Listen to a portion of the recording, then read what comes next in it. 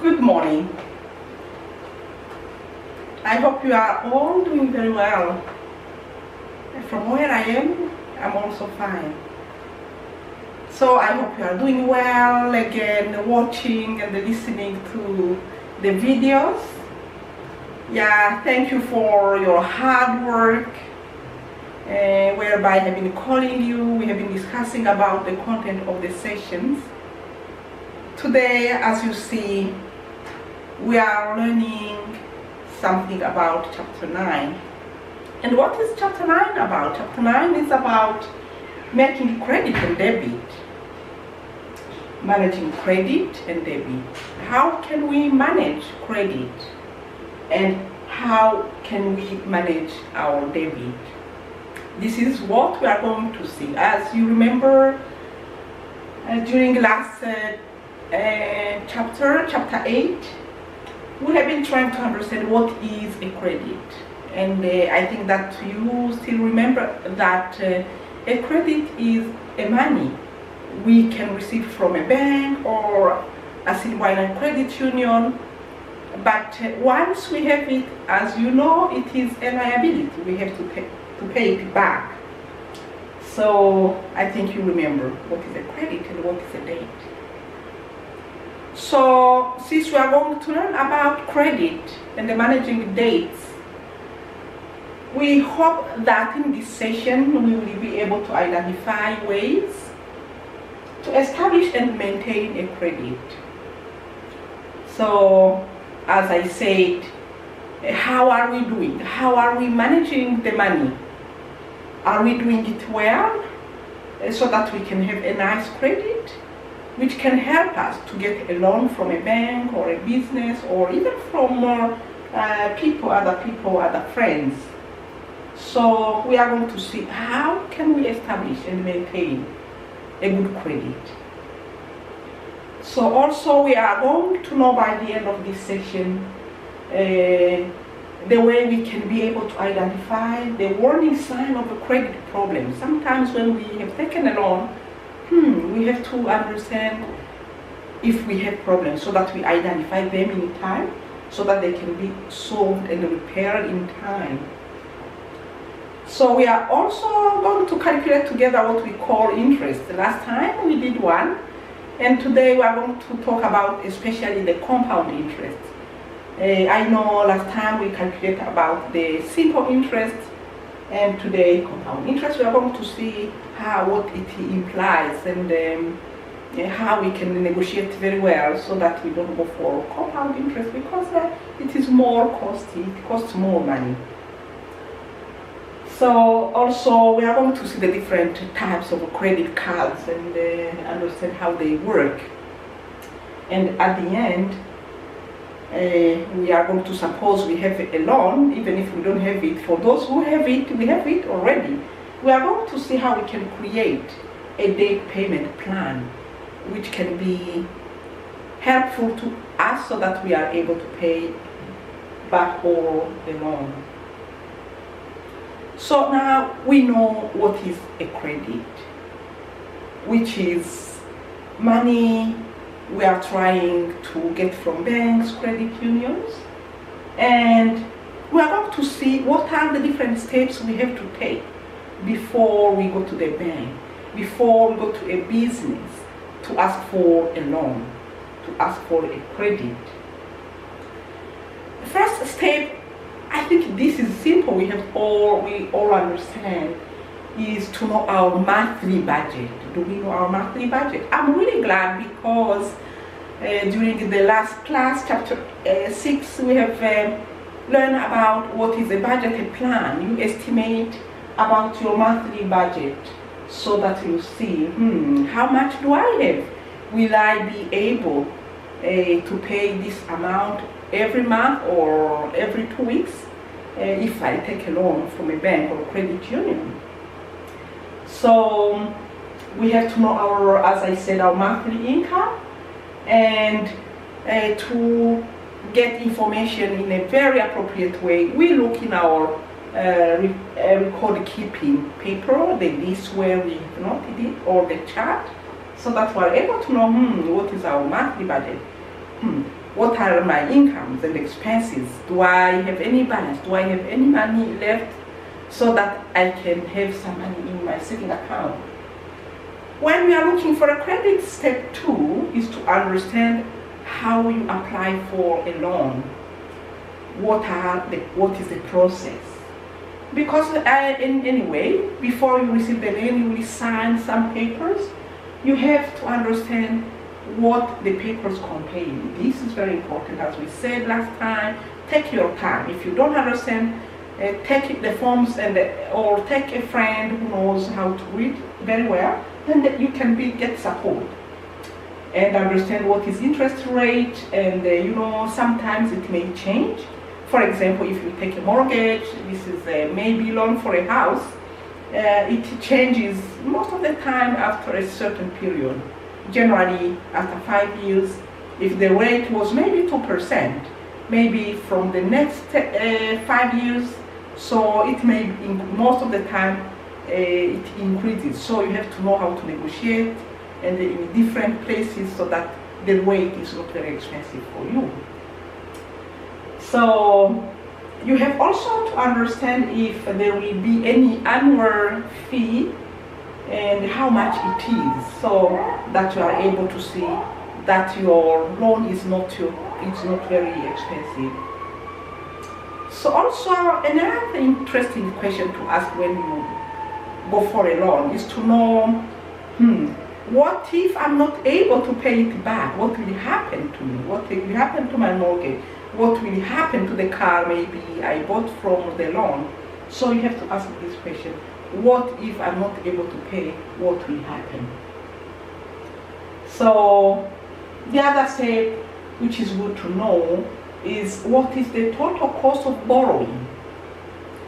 As we said, we have the principal, which is the money you get immediately from the bank or credit union or any other business.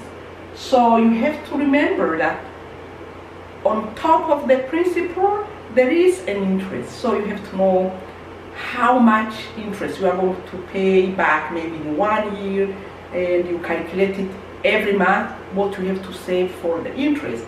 So that maybe for a mortgage, sometimes after 5 years already, it is quite a big amount of money. So you have to know that there is the interest, that there is a big amount of interest, especially for those who are taking the mortgage. They have to understand the total cost of borrowing. This is the principal plus all the interest.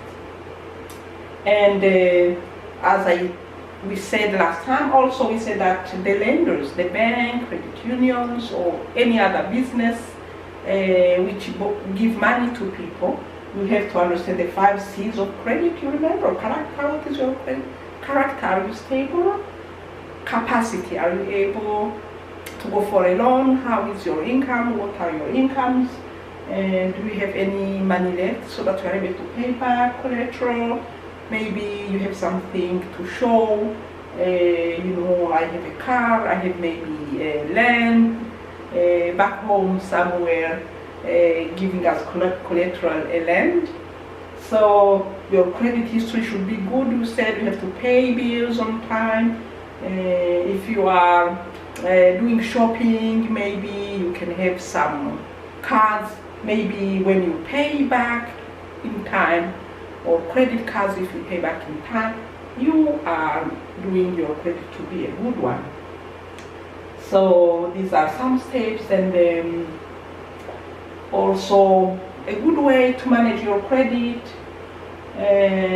As I said, you have to have a very good credit history so that they know that you have an experience of using money you are given, which is also very good. And you have to use your money in a very wise way. If you make a budget, for example, your monthly budget, it is good to stick on it. Because if you go too much beyond it, it will be hard for you to be able to pay your credit. So also sometimes we have a tendency, if we see good stuff, we say, oh, I need this, I have to buy it.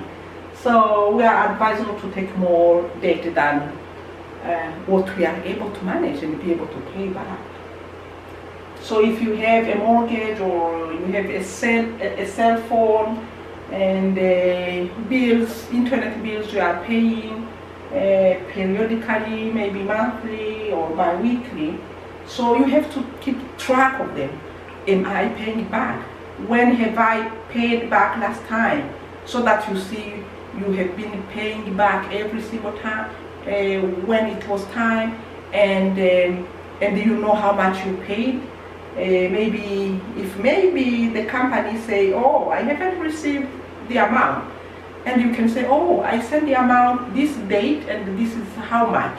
So you have to have evidence that you did it. So keep well the record related to your credit, your loan. And you have to read very well the bank statement, the phone and the credit card statement, so that you understand.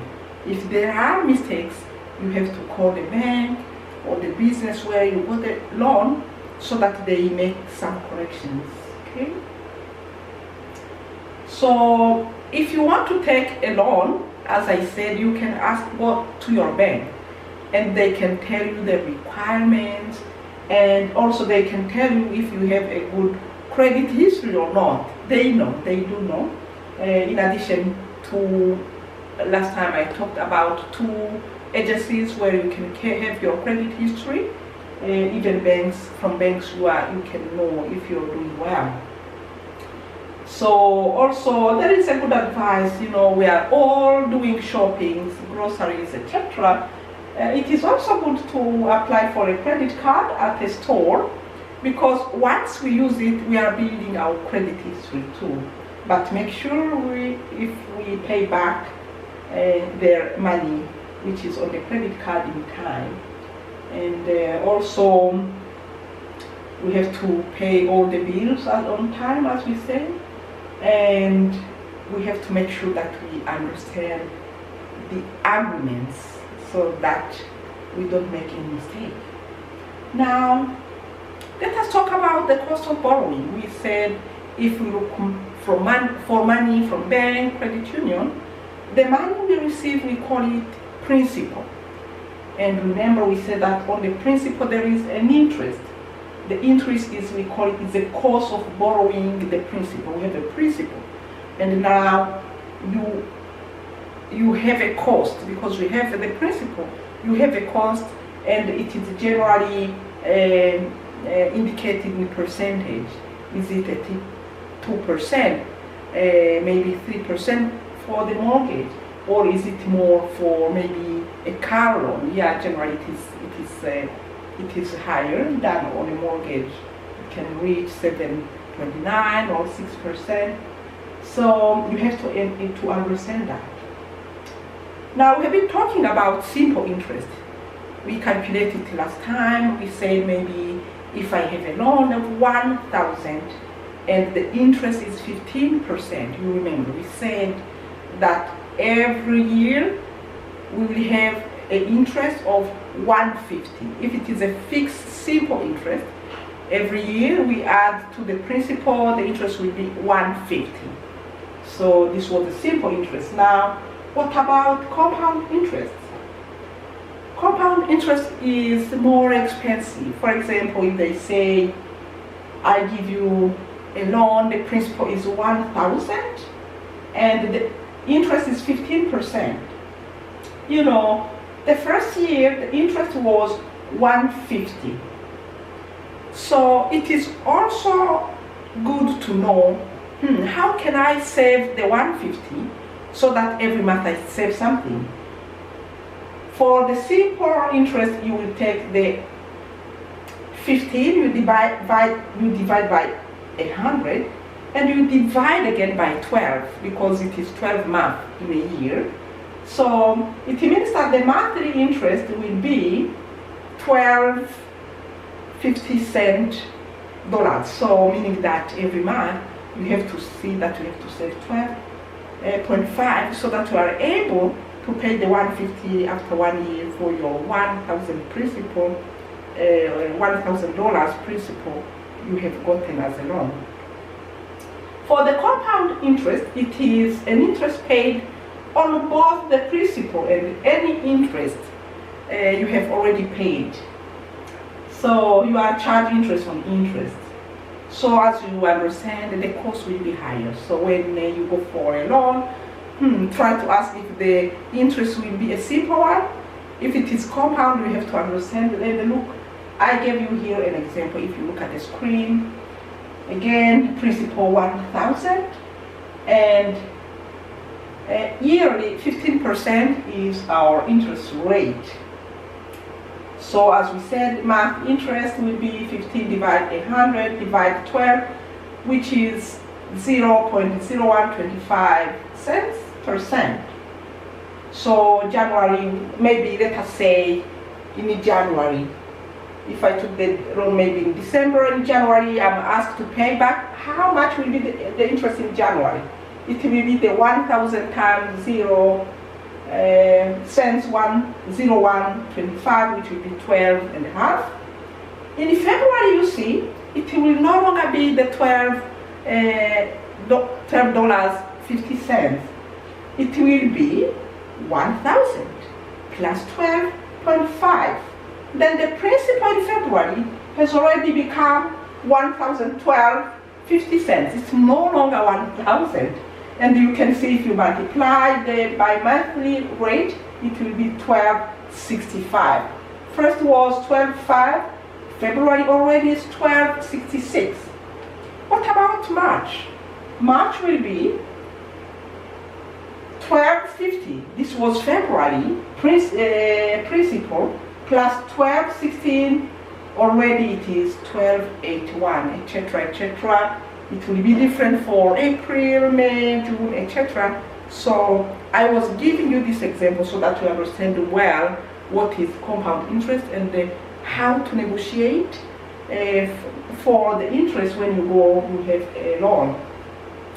Now, we would like also to know how are we purchasing things, what are the methods. Sometimes, because they may be confusing, as we said, we have different types of cars, and maybe let us have this maybe kind of brainstorming. Now we have a debit card. We all know a debit card. This is the card we receive from the bank. We can purchase, buy things from it. So it can be used both as a debit and even credit. Why can it be used as a credit? When a debit first, when we withdraw money from a bank, we receive cash, so it is used as a debit, as cash. And when we use it, if we have an overdraft, we are allowed to use more money than what we have in the account. You see, if we use the debit card now, that one will be used as a credit. So it is then both credit and debt. Secured credit card is also a credit card. Normally we have to put on money so that we use only money. We have put there, you see it is secured. Store gift card, we buy a card and we have used our money and we can buy something. It is used as cash. Prepaid credit card, they are not really true credit cards, and you cannot spend more than money which is on. So this one is just a cash because you cannot spend more than what is in your prepaid card. Store credit card, you know how they are used, and sometimes when you use it often you get a discount, which is great, and it is a credit. We have also what we call a store major credit card, which is generally used as a regular credit card and can be used anywhere else, and it is a credit. Major credit cards, maybe you have seen some major credit cards from Royal Bank, Visa, Credit Union, MasterCard.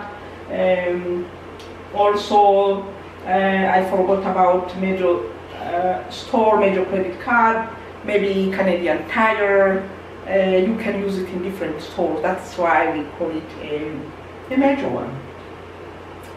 So these are the different types of card. Maybe you have seen this TD, RBC, okay, Meridian, gift card. I talked about the pay call. We don't recommend this, interest is very high. Amazon, they have the credit cards, Costco too. So anyway, there are so many, and don't rush to have a credit card. You have to understand how it works, because it can be also dangerous. So don't rush for it. Ask first if you don't understand how they work. Now, the last thing I would like to talk to you is about debt reduction plan. Now you have a loan. How can we pay back the loan? For example, here we may have a loan maybe from Kudo or Roger cell phone, and we have also maybe a loan from Canadian Tire. Probably if you have a car, you bought maybe some car spare, you didn't pay back, maybe tires, and you have maybe your Visa also, there is a loan on it. And also on your MasterCard, maybe there is a loan on it, there is money. How can we pay that? We look at the company where the interest is higher, then we start to pay the loan. Now, for example, for the rest of the companies, you may put 10, which is minimum payment if you don't have enough money, and you try to look for money within your budget so that you are able to finish to pay back the loan with higher interest.